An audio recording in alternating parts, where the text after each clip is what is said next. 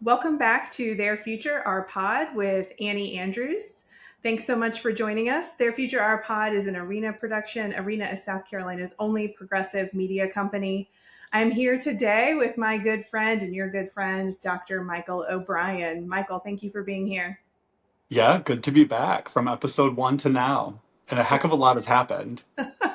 I know we're supposed to talk about politics, but I don't think there's any political news to talk about. So maybe we should talk about something else. Yeah, what could have happened? I think there was maybe like a presidential debate since the first episode, and like maybe things changed a little bit. And everything spiraled out of control. So we're talking on Wednesday evening, and I had a call earlier today. I cannot believe it's literally only been 4 days since Sunday. Yeah, And Sunday was the day, of course, that Biden announced that he was stepping aside, not running for reelection, and probably the biggest political news of our lifetimes. And a lot has happened since then. So why don't we start? Why don't you give me your take on? I don't think we want to relitigate where the party was before Biden made the decision to step aside. I don't think there's any value in that. So, talk to yeah, me about how God, you're no. feeling about what's happened since that moment. Yeah, so I mean, I was always a Joe Biden fan. He was never my number one pick way back when. But once he was the president, amazing job, and I've loved what he's done. But I have to say, I am so much more excited and energized now that Kamala Harris is at the top of the ticket in a way that I'm not even sure I 100% expected to be, but I'm very excited. And especially seeing, I mean, the fundraising is one thing, more so the response of people I know in real life, people I've seen on social media, and seeing her speak in Wisconsin, she's crushing it. So I don't know. I just feel really excited. I was super, super young when Obama ran the first time. People are saying this is how they felt. I was also, being raised in a decently conservative family, so I didn't really know what was going on. Um, yeah, I don't know. I'm just very excited. What do you Yeah, think? I feel the same way. I think I almost developed an ulcer from the day of the debate until last Sunday, this past Yeah. Sunday. And then, of course, there was sort of a moment of like, oh my goodness, is our party just going to completely unravel? Are we just going to go to our corners and fight, fight, fight? But almost immediately, Biden endorsed Kamala. And I think then we all just kind of took a deep breath. And then to see the party leaders and the Democratic governors and the senators and the representatives all just like fall in line and support her. And then I'm with you watching her speak. It's like, oh my goodness, she's incredible. I've never seen her speak in real life. She's so talented. She can command an audience. She plays with Hmm. the audience. She's so confident. And I feel like you felt. I was old enough to remember how I felt when Obama was running. And it does feel that way. And I've heard some Gen Z activists online say, this is the first time they've ever felt like they had someone to vote for or something to get excited about that was like proactive and positive instead of just fighting against things or voting against someone like Donald Trump. So I think we were all just desperate for a feeling like this. And I think that's what we're experiencing.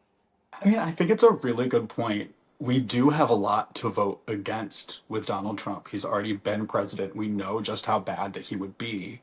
And now we have someone that there's so much to be excited for. I do think there was still a lot to be excited for with Joe Biden because I think he's done a great job. But Kamala Harris has an energy and a little bit more of a progressive edge that really gets me excited personally. And I think what I'll say about how I'm feeling with Kamala Harris at the top of the ticket is that in my adult lifetime, I've never seen the Democratic Party fully united with moderates and progressives coming together with this much excitement, period. I mean, we had Bernie and Hillary, huge divide. And then the Democratic primaries in 20 for the 2020 election. which were kind of all over the place. We had a ton of really good candidates. But then, like, I don't know, progressives weren't super excited about Biden. I think got more excited about him as he started to become more progressive during his time in Mhm. office. Mhm. But like to see everyone so pumped up about Kamala Harris is awesome. Yeah, it's like we remember like, oh, we're like the good team. We're like the cool people and we're like we're doing great things and I'm so proud to be on this team and like let me go paint my face like team colors, you know? Yeah, yeah. Like Sport I'm college real football level yes, enthusiasm yes. I while think you and not I hitting the like cult level that's right. Right. of MAGA. Right. It's a fine line and I think what I'm hearing is you and I should probably really lean into sports analogies because I think that like we're really really experts in that area. Oh gosh. We'll keep that in mind for I future. mean, I did go to Clemson, so don't Okay. forget it. All right. That's fair. That's fair. Yeah. You I think mean, I just fell out of a coconut tree? Sorry, Hunter. what we're seeing online, what I have seen, you and I are both very online people for better or worse. What I've seen from Gen Z since Sunday, what I have seen from white women since Sunday, what I have seen from, of course, Black women and Black men, what I have seen from my own family members texting me. I mean, it's overwhelming. It almost feels like it's too good to be true because I feel so optimistic and hopeful in this moment. Yeah, which scares me a little bit too. Hmm.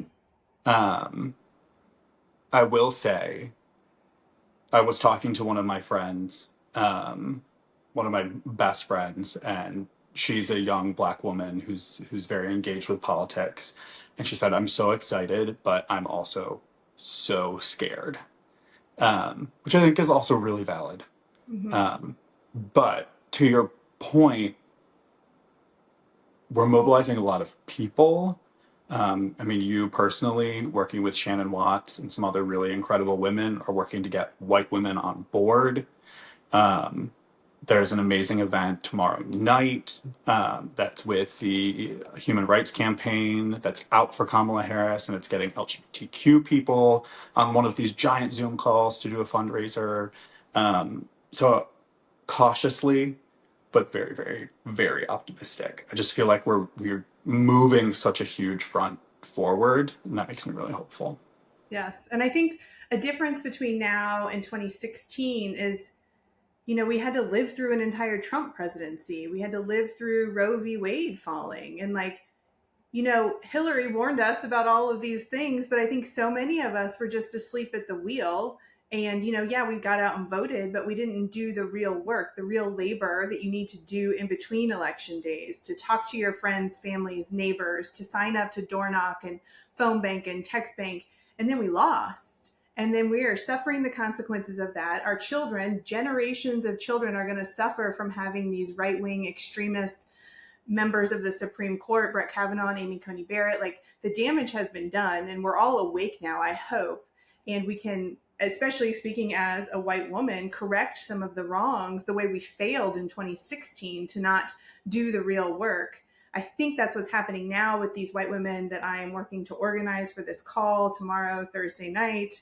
White women are trying to answer the call, and we're going to try to give them tools so that they can understand as white women, what we bring to the table is access to other white women. And in 2016, 47% of white women did not vote for Hillary. There was a white woman on the Mhm. ticket, and almost half of us did not support her. And the consequences have been dire. And so now, as white women, we have to understand that we have access to this social capital, financial capital. We have to tap into our financial resources, our social networks to have these conversations so that other people understand what's at stake in 2022, 2024, 2024. 2024. You got it. Yeah, I mean, there's a lot at stake. Um, this is the worst segue I'm ever gonna do. It's Speaking of fine. stakes, what about the Veep stakes? That was so terrible, but I'm gonna run with it. Speaking of steak, how about these Veep steaks? I think that it mirrors what you were just like recalling about 2020, that primary where we had so many incredible candidates that we all sort of were on our own teams, and then we did coalesce behind Joe Biden. But I'm so excited, and we're not even really seeing the depth of our bench because for obvious electoral reasons, we're focusing on white men from swing states predominantly. Right. So And not for even anybody who's listening on Spotify or Apple or wherever you listen to your podcast, there were air quotes around obvious political. thank you. Thank you. Thank You're you. Right. welcome. Right. But yeah, I mean, it's exciting to see all these, these incredible governors highlighted. I don't Yeah. really even know.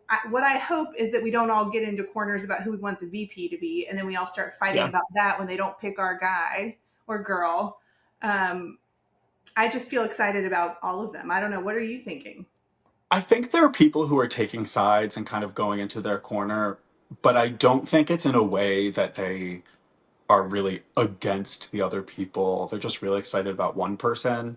I think we're going to have some really good unity, regardless of who she picks, Mm-hmm. based on what the rumored list is right now. And I think there are some really, really good choices and some people who have been like really, really good pro kid policy candidates. So it's very exciting. I think today was the first day that I saw Tim Walz's name thrown out Yeah. there, governor of Minnesota, who's done a Mm-hmm. ton for childhood hunger and public education. That would be really cool. Andy Bashir, who has won two terms as governor in deep red Kentucky. That's crazy. He's also done a ton for kids there. So I don't. There's a lot of good options, honestly. There really, really are. I don't think we can go wrong. And I think Kamala has proven herself to be such an incredible leader, and she will clearly be the dynamic top of the ticket. And whatever we add, in my opinion, is just like gravy on top of what we already have on the ticket. And now to see the juxtaposition of Kamala speaking compared to Trump, it's just sort of like, I mean, it's shocking to the senses to just see the difference in the caliber of candidates that the two parties are putting forward. Absolutely.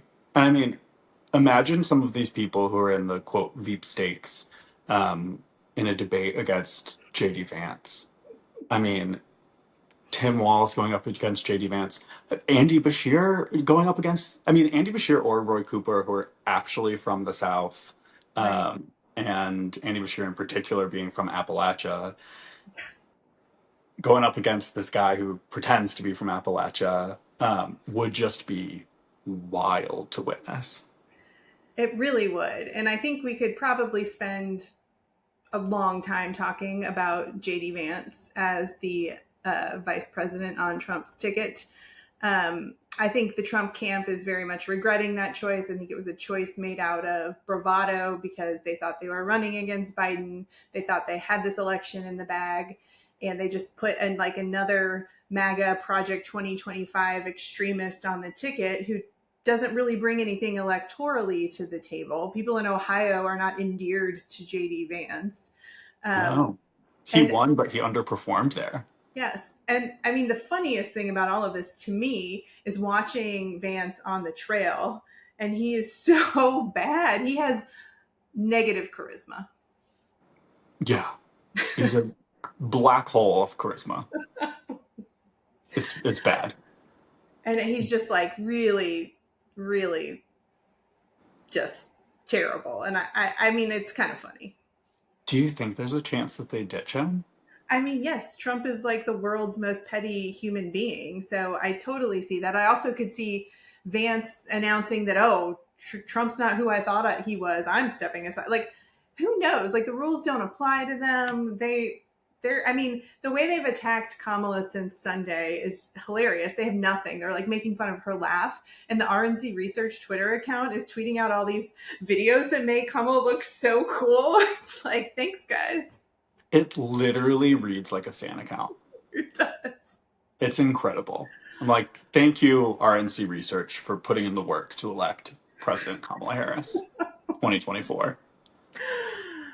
I mean, it's really something. But so while we're talking about this, Okay. We're gonna play our game of who said it Oh because boy. people need to hear this quote. Um, Okay. you probably already have, but I'm gonna read it because it's terrible. Okay. Americans without children should, quote, face the consequences and the reality and should not get, quote, nearly the same voice, unquote. And then this person goes on to say, let's give votes to all children in this country, but let's give control over those votes to the parents of those children.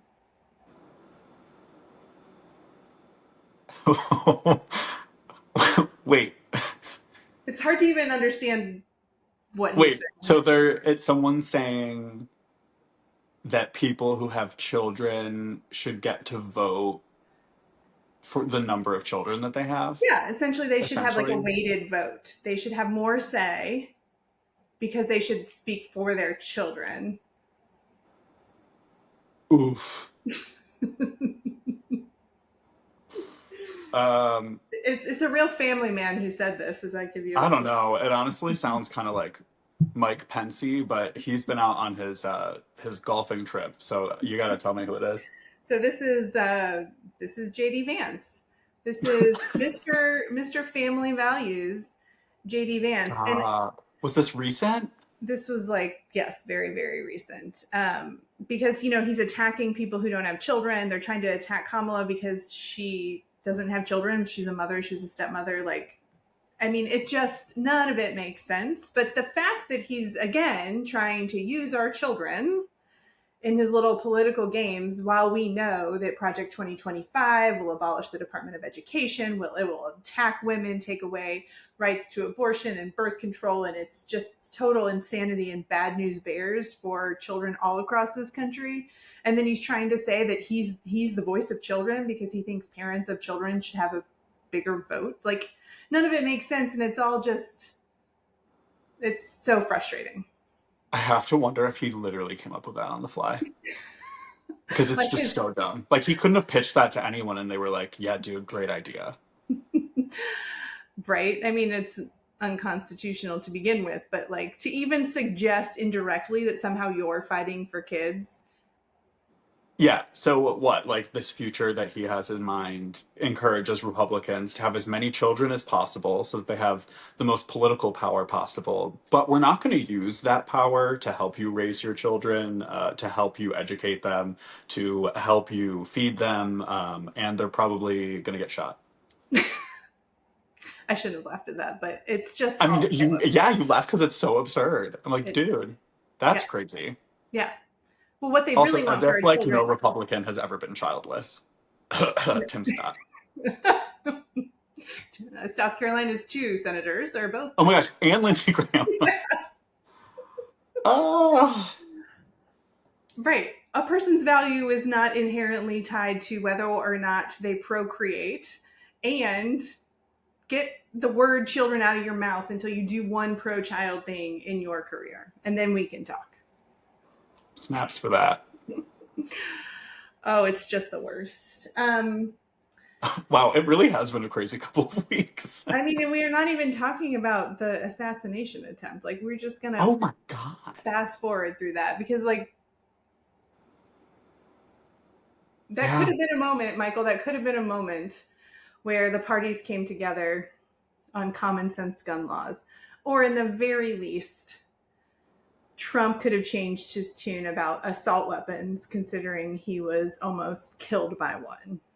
But right. they are so in bed with the NRA that, of course, they're not going to, like, of course, like, can you Yeah, imagine almost being killed by an assault rifle and then being the person who has the power to ban them and being like, no, we're good? I think I want so badly to be surprised that they still haven't done anything Mhm. after the leader of their party, the leader of their brand, the leader of their ideology was literally shot. But I don't think I'm surprised at all, which is really sad. It is sad. It's just wild. It is sad. There's just too much money and power from the gun lobby controlling them. Yep. I Like talked to, clearly, it's just they're too far gone. They're in yeah, too deep.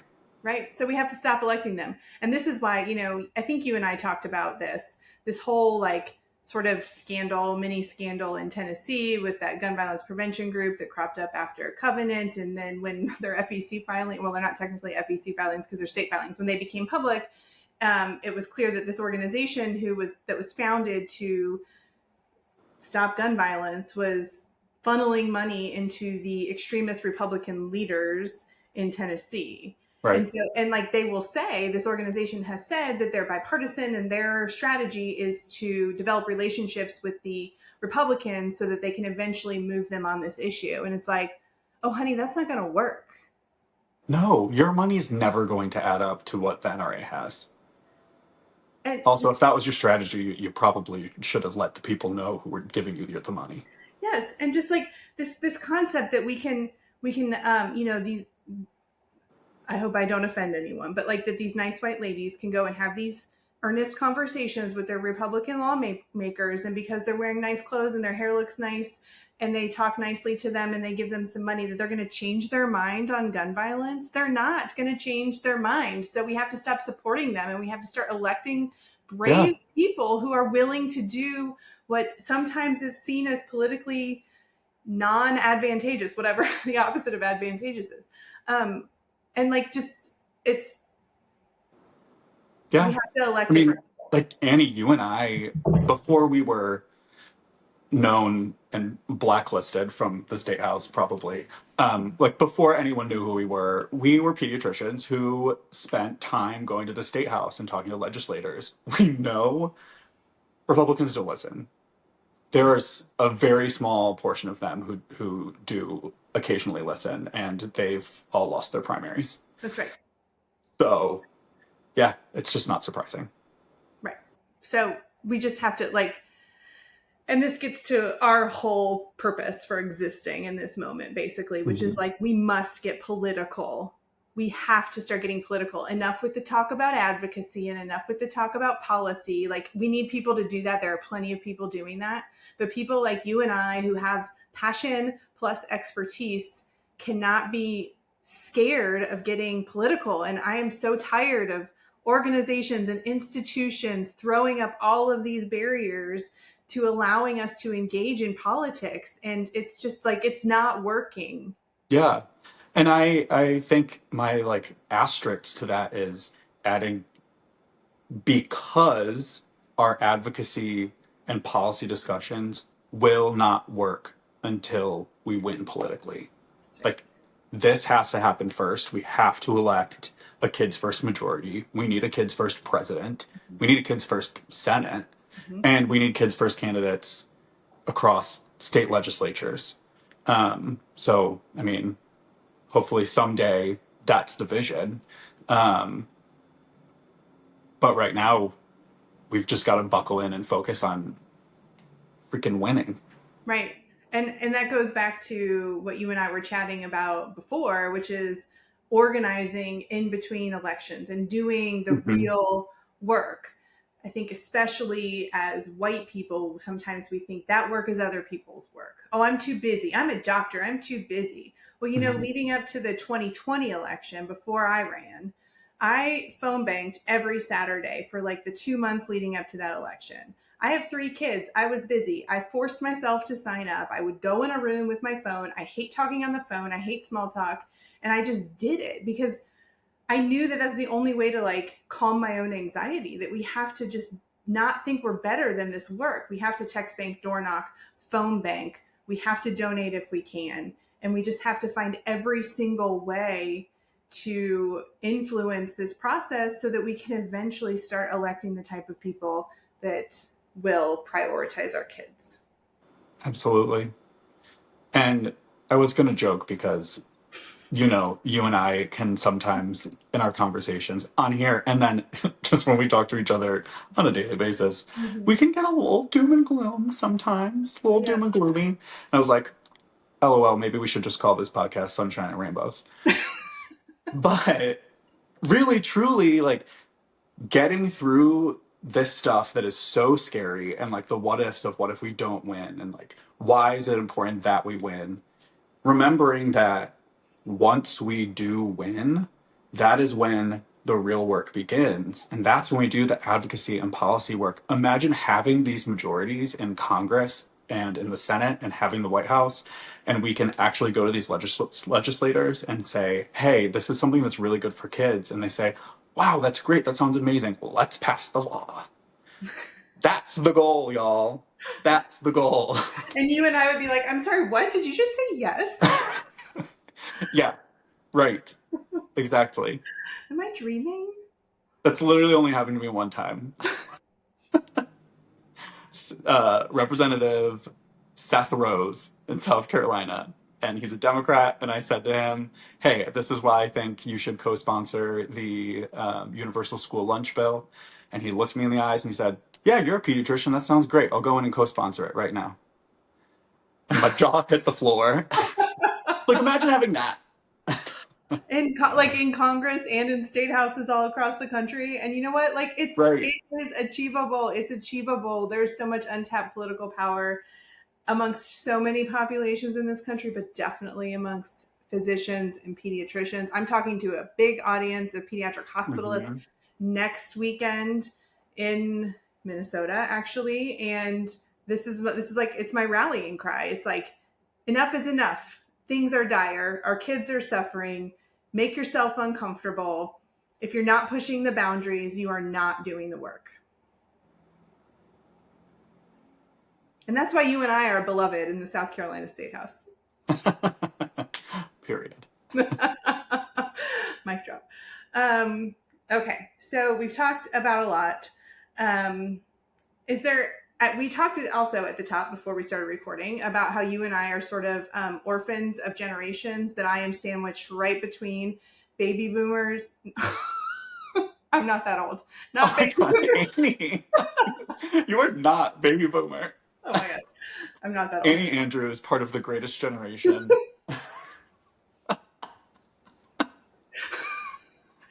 Oh my. Okay. Right between Gen X and millennials, and There then we you're on go. the other end. Yes, sandwiched right between Gen Z and millennials, sometimes called a zillennial. And you said I'm an Xennial. I guess. I made that up. So, anyways, I'm going to pretend like you're Gen Z because to me, you should be Gen Z. So, is there anything you can like inform our audience about, like all these memes going around about Kamala and like I've been reading about what brat is, but like, do you have insight there, or are you too old to know that? Oh, I have insight into Brett.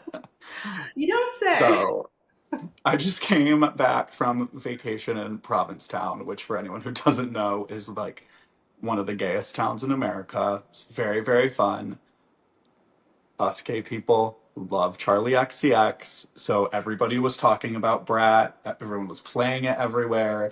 It was full Brat summer, and I think it's just an empowerment thing. Okay. It's fun. It's positive.